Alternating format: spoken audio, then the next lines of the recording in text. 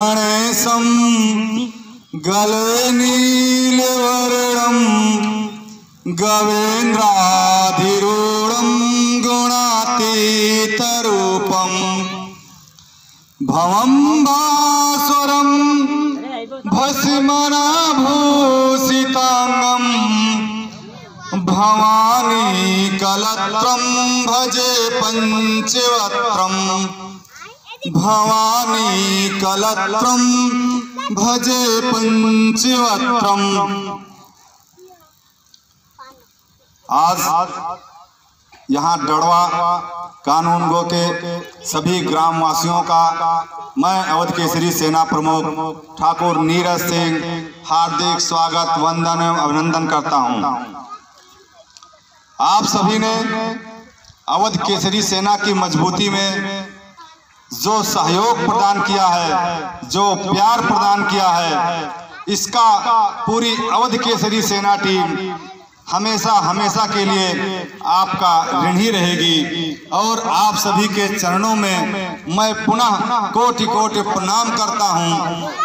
अवध केसरी सेना क्यों बनी, इसका मतलब क्या है, मैं आप सभी भाइयों बहनों माताओं के बीच में ये साझा करना चाहता हूं। क्योंकि हम लोग भी किसान परिवार से, गरीब परिवार से आते हैं। हम लोगों पर जब कोई मुसीबत पड़ती थी, हम लोगों पर जब कोई संकट पड़ता था, तो हम लोग मारे मारे फिरते थे, यहाँ वहाँ दौड़ते थे। कुछ ज़्यादा कुछ मालूम नहीं था कि कहाँ पर जाना है। किसी से लड़ाई हो गया, किसी से झगड़ा हो गया, किसी से मुकदमाबाजी हो गई, कहीं कुछ भी ऊंच नीच हुआ, तो सबसे पहले हम लोगों को पता ही नहीं था कि हमको जाना कहाँ पर है, किससे मदद मांगनी है। फिर हम लोग जो है यहाँ वहाँ दौड़ते थे, भैया किसी नेता के पास में ले चलो, जरा थोड़ी हमारी पैरवी करवा दो। अगर आप हमारी पैरवी करवा दिए तो कहीं हमारी वाली हो जाएगी। इसी के चक्कर में बहुत से लोग हम लोगों को ठगते थे। ज्यादा दूर के नहीं थे वो लोग, वो हमारे पास के बीच से ही मौजूद थे रहते। अपने गांव के, अपने बगल के गांव के आसपास के लोग जब कभी मुसीबत पड़ जाती थी तो ऐसे लोग एकदम गिद्ध दृष्टि बनाए रखे रहते थे कि हाँ बहुत बढ़िया फंसे हो तो अब बताई देते हैं हम, ठीक। ये सबके ऊपर पड़ता है, ऐसा सब लोग जानते हैं। ये अवध केसरी सेना का निर्माण क्यों हुआ, इस बारे में मैं आप सबको बताना चाहता हूँ। फिर हम लोग जो है उनके पास जाते थे, बताते थे कि भैया चलिए नेता नगरी में कहीं भी जहां आपकी पकड़ है, आप थोड़ा चौराहा या आप इधर उधर राजनीति से जुड़े हुए हैं, हमारी थोड़ा पैरवी करवा दीजिए। इसके बदले में हम लोगों को वो ले जाते थे, गाड़ी में पेट्रोल भराते थे, 500-500 हजार रुपए का, अनायास इधर उधर दौड़ाते थे, दिखाते थे कि हाँ मैं आपकी दिल से सपोर्ट कर रहा हूँ, एकदम आपके लिए मैं बहुत परेशान हूँ, एकदम बहुत परेशान हूँ, आपका दिल से सपोर्ट कर रहा हूँ। और ढाक के 3 पार लगातार महीना 15 दिन एकदम शोषण करते थे। मीट दारू पीने वाले दारू पीते थे, मीट खाने वाले मीट खाते थे। 500 रुपया उनके जेब में देना पड़ता था, गाड़ी का पेट्रोल भराना पड़ता था। इसके बावजूद भी हम लोगों की मदद नहीं करते थे। अगर हमारे ऊपर मुकदमा लिख गया, हमारे ऊपर कुछ भी ऊंच नीच हुआ तो उसके लिए हमको जेल काटनी पड़ती थी, या जो भी दंड हमको मिलता था उसके लिए वो कोई निवारण नहीं करते थे। हम लोगों पर यह चीज बीता है। ये कहीं ऐसा नहीं है कि मैं बाहर से मतलब जो है किसी दूसरे का बता रहा हूँ, ये हम लोगों पर बीता है, इसको हम लोग झेले हैं। अपने ही युवा अवस्था में थोड़ा ऐसा बचपन में उदंड था, आप सबके बीच में कुछ ऐसा बताने के लिए, ऐसा नहीं कि मैं बहुत झूठ बोल के जाऊंगा।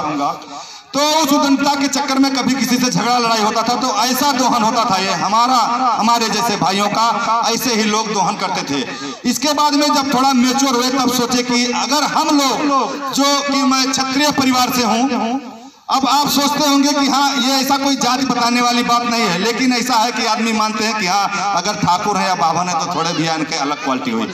हम लोगों को ये चीज झेलना पड़ता था, जो हमारे छोटे बिरादरी के भाई लोग थे या माताएं बहनें थी, उनके ऊपर जब संकट अगर पड़ता था तो आप कल्पना कर सकते थे कि उनको कितना झेलना पड़ता होगा। हम लोगों पर जब ये बीतती थी, उनका तो पूरा एकदम दोहन कर लेते थे लोग। पतर की आंची जो कहा है ना, वो पतर की आंची पकड़ के खींच लेते रहे एकदम से, आदमी मरे मरे लटक जाता है। एक तो मुसीबत और दूसरे ऊपर ये दोहन इनके ऐसे लोगों का।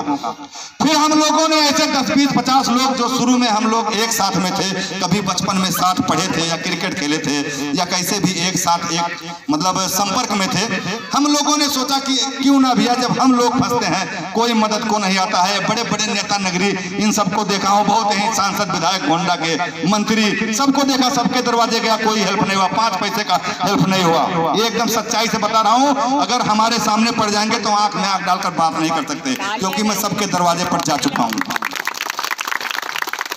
फिर हम लोगों ने अवध केसरी सेना ऐसा मंथन किया कि इसको मतलब जो है गरीबों की मदद करने के लिए, लोगों की मदद करने के लिए, जो पीड़ित हैं, वंचित हैं, शोषित हैं, जिनका कोई देखभाल नहीं कर सकता, ऐसे लोगों की मदद के लिए हम लोग एक समूह बनाए, एक संगठन बनाए।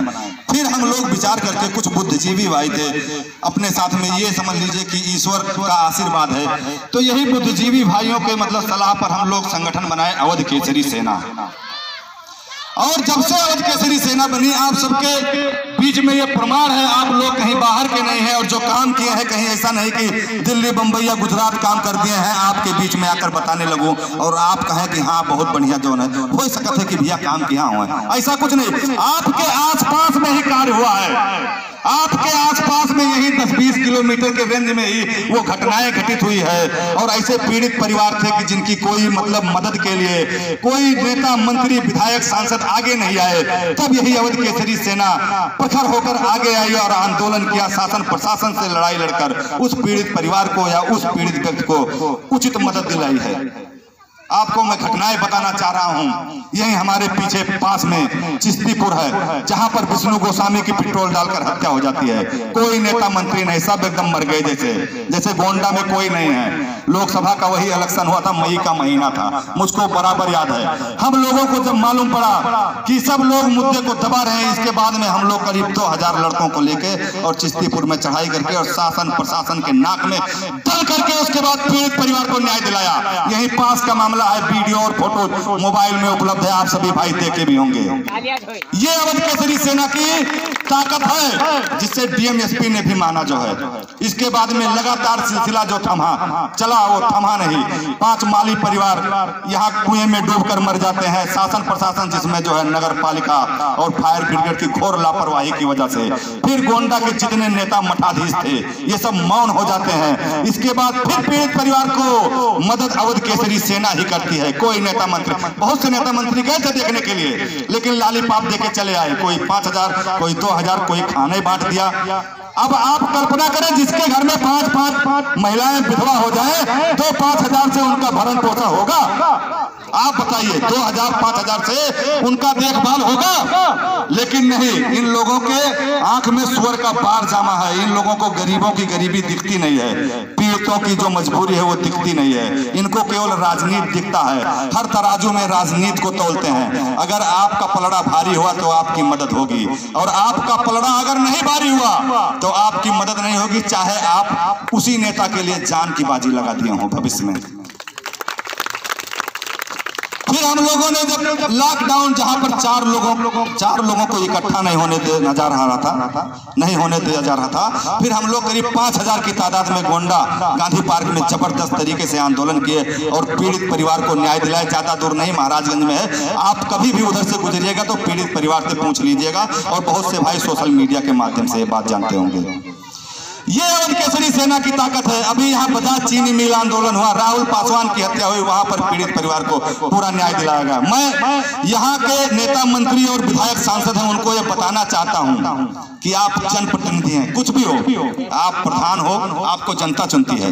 ऐसा नहीं कि प्रधान का कोई MA का कोर्स है कि हाई पढ़ाई कर लो भैया और गांव प्रधान बन जाओ। ठीक है, जिला पंचायत है, जनप्रतिनिधि हैं आप, आपको जनता चुनती है, उसका भी कोई डिग्री पढ़ाई नहीं है। विधायक, सांसद, मंत्री जो भी है, हम जनता ही लोग जो है, हम लोग ही उनको चुनते हैं। वो कोई ऐसा नहीं कि आसमान से आकर जो है और वो विधायक, सांसद, मंत्री जिला पंचायत या प्रधान बन जाते हैं। लेकिन इसके बावजूद भी इसके बावजूद वो जनता का 5 पैसे का कार्य नहीं करते हैं। मैं आप सबके बीच में बताना चाहता हूं, इस समय संतोष भाई जो तरफगंज चतुर्थ से जिला पंचायत भी लड़ रहे हैं, गांव-गांव हम लोग जाते हैं, क्या परेशानियां आती हैं। ऐसे ही जो ऐसी डायरी आपको दिख रही है, ऐसी 3 डायरी भर चुकी है। हम लोग गांव-गांव भ्रमण करते हैं। अब आप पूछे क्यों भरी है? हम लोग गांव में जाते हैं, भैया आप लोग वोट मांगते हैं, अरे भैया, अरे माता जी, अरे दादा, हमें वोट दो, हम जिला पंचायत में खड़ा हन या हम प्रधान में खड़ा हन, हमें वोट दो, हमें जिताओ, बहुत काम करबे। ये झूठा बकवास है, ये कोरा बकवास है। हम लोग जाते हैं, भैया आपकी प्रॉब्लम क्या है, आपके गांव में क्या परेशानी है। परेशानी बहुत ज्यादा बड़ी नहीं है कि किसी को ऐसा राजमहल बनाने का टेंशन हो कि भैया हमारा 10 मंजिला मकान नहीं बनता है और हम बहुत परेशान हैं। परेशानी बहुत छोटी छोटी होती है, आप सब ध्यान से सुनिए। और यही परेशानी कमोबेश हर जगह होती है। परेशानी क्या होती है, आप जिसको जनप्रतिनिधि चुनते हैं, चाहे वो प्रधान हो, जिला पंचायत हो, सांसद विधायक हो, इनके हाथ में पूरा सिस्टम रहता है। जो विभाग इनके मतलब जिम्मेदारी दी जाती है, उनके हाथ में पूरा सिस्टम रहता है। अब ये इसका दुरुपयोग करते हैं, काम एक ढेले का कुछ नहीं करते। इनको केवल पैसा बनाना है, खजाना भरना है। क्योंकि ये इलेक्शनों में भैया 10 करोड़ 5 करोड़ 20 लाख लगाए के तो प्रधान जिला पंचायत हो, तो विधायक बने हैं, तो वह तो भरबे करिए। वो करे बात तब कोनो चीज बची तब काम करिए। क्या कमी रहती है? जैसे कोई वृद्धा है, कोई बुजुर्ग है, जैसे आप जैसे बुजुर्ग, बहुत से बुजुर्गों का जो है वृद्धा पेंशन नहीं बना रहता है। अब आप बताइए, वृद्धा पेंशन का पैसा कोई प्रधान या कोई जिला पंचायत विधायक अपने जेब से देता है कि या लो दादा, ये वृद्धा पेंशन का आपके 500 से 700 रुपया है। गरीबों के लिए 500 1000 रुपया बहुत होता है। वृद्धा पेंशन नहीं बनाते हैं, उनको केवल साइन मोहर करना है, बस साइन मोहर करके दे देना है और सरकार इनके खाते में पैसा डालेगी वृद्धा पेंशन का जो भी है। लेकिन नहीं, वो सोचते हैं आप जिस हाल में हैं उसी हाल में आप रहें। और इसके बाद में कोई विधवा है, विधवाओं का विधवा पेंशन नहीं बनाए हैं, बिल्कुल नहीं बनाए हैं। बहुत से भाइयों का, बहुत से परिवार वालों का राशन कार्ड नहीं बनवाए हैं। ये भी एक मुद्दा सामने आया है, शंकर की राशन कार्ड नहीं। अब राशन कार्ड बने नहीं तो राशन कहां से मिलेगा?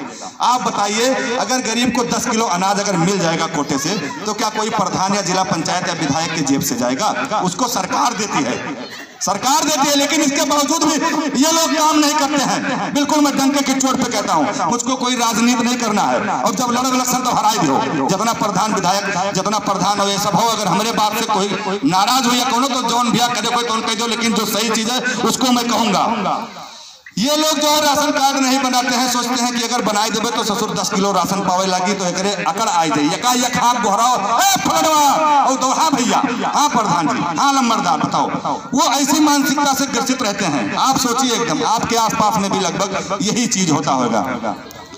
बहुत से लोगों को ऐसा, लोगों को कॉलोनी दी है, हमारी जानकारी में आया है, जिसको 2-2 मंजिला मकान, जिसके 2-2 मंजिला मकान है, उनका एक कॉलोनी ले जाओ यार, तो ले जाओ, एकदम रखो, बढ़िया बनवाओ, अपन बनवाओ का अपन मन का तो में करो। ऐसे लोगों को कॉलोनी मिलती है जिनका घर चूता है, जिनका घर छपरे का है, उनको कुछ भी नहीं मिलता है। क्योंकि उन्हों का कॉलोनी मिल जाए तो भैया उन्हों पक्का में रहे लगे हैं। और हो सकत बातें कि कहूँ जाओ तो कौन बोलते हुए बैठा फर्श वर्ष पर मिले तो आपके कहूँ भावनाएं आहत हो जाए, ठीक है, उनको उसी कंडीशन में रखा जाता। सोचिए रणनीति, ये चीज होती है। कोई भी कॉलोनी का पैसा प्रधान या जिला पंचायत अपने जेब से नहीं देता, लेकिन फिर भी पात्र लोगों को कॉलोनी नहीं मिलती है। जॉब कार्ड ऐसे लोगों का बना हुआ है कि जिसके घर में जो है पता लागत है 1 लाख रुपया के महीना के आमदनी, भैया फलनवा के चौराहा पर दुकान बहुत तेज चलता है और 4 लड़कन का जॉब कार्ड नरेगा में बना फिरता है। ऐसे लोग, ऐसे लोगों को पहचानिए। अगर ऐसे लोग आपका जो है नेतृत्व करेंगे तो समाज को गर्त में ढकेल देंगे। ये यही बीमारी कमोबेश हर जगह आ रही है भैया। इसी वजह से हम लोगों को जो है आज संगठन तो चला ही रहे हैं, लेकिन कुछ भाइयों को राजनीति में भी ला रहे हैं कि आपके माध्यम से जो ये राजनीति का कचरा है, जो ऐसे लोग दोहन करते हैं, इनको सही किया जा सके। क्योंकि जब आप उनके बीच में रहेंगे, जब आपके हाथ में सिस्टम रहेगा, तो आप एक रोल मॉडल तय करेंगे। जैसे आज नरेंद्र मोदी प्रधानमंत्री हैं, नरेंद्र मोदी ने गुजरात का एक मॉडल दिया जो आज पूरे देश में लोकप्रिय है।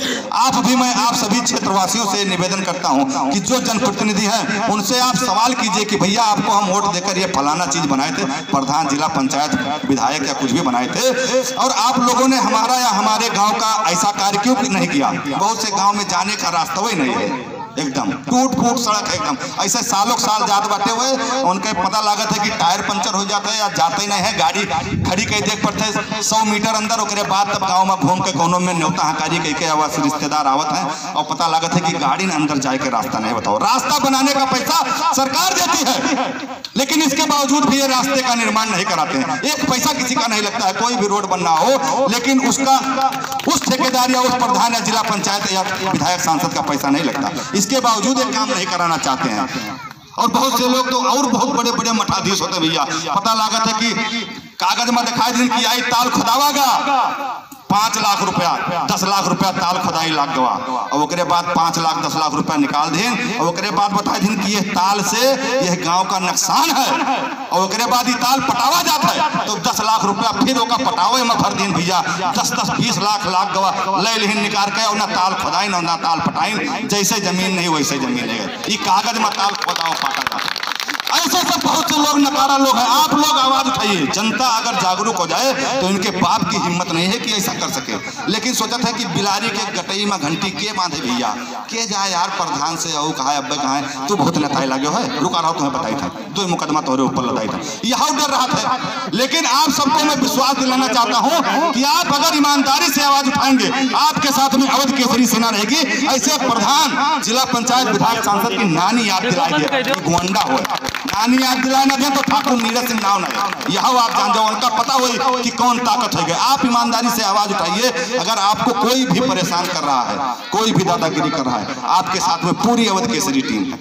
और कुछ मैं विधायकों या सांसदों पर फोकस करूंगा जो गोंडा में है। आप सभी भली भांत जानते हैं, हम हो बहुत से लोगों, अरे भैया जो है तो फलाने भैया, धमाके भैया आए, नेताजी, मंत्री, विधायक, सांसद, इनका कार्य क्या है? इनका कार्य यह है कि रोड से सटी हुई जमीन 1 बीघा 2 बीघा 4 बीघा या जिला में कोनो बढ़िया एकदम जगह पर कौन विवादित है या कौन ऐसा है कि जेके क्यों लड़का लड़की या क्यों परिवार वाले हैं जेके डेथ हो गए या कुछ मतलब कोनो पचड़ा में फंसी है, वो का कब्जा कर लो गिद्ध दृष्टि उस पर। ये सांसद, विधायक और यहाँ के जो जनप्रतिनिधि हैं, जो बड़े बड़े पद पर हैं, उनकी बात बता रहा हूँ, उसको कब्जा कर लो। उसके बाद गरीब तो लड़ नहीं पाई भैया, गरीब सांसद विधायक से क्या लड़ पाई बताओ, क्यों ना लड़ पाई? और वो ऐसी जमीन कब्जा कर लेते हैं और इसके बाद में उसी पर जो है बिल्डिंग तान देते हैं, वहीं पर होटल बना देते हैं, वहीं पर और बड़ा जो है महल खड़ा कर देते हैं। अब जाओ, उनके कब्जा में होगा करोड़ों जमीन, भाई रोड के जमीन है, उनका क्या रोकेंगे? वो सिस्टम में है, विधायक है, सांसद है, बड़का नेता के घर से जुड़ा है। ऐसे लोग यहाँ पर हैं जो समाज इनसे डरा हुआ, गोंडा के लोग भयभीत है। आज ईमानदारी से कोई भी भाई अपनी आवाज नहीं उठा सकता है। लेकिन यह न सोचो, कभी न कभी तो सवेर होता है। बहुत अंधेरा जब घना हो जाता है तो सवेरा भी होता है। तो अब सवेरा अवध केसरी सेना के रूप में हो रहा है और इनको पता है कि आज जहां जहां हम लोग लड़ रहे हैं, जिस जिस मुद्दे पे हम लोग कार्य कर रहे हैं, आने वाले समय में इनसे ऐसे रोक कर, गाड़ी रोक कर चौराहे पर सवाल पूछा जाएगा कि भैया आपने ये अन्याय क्यों किया।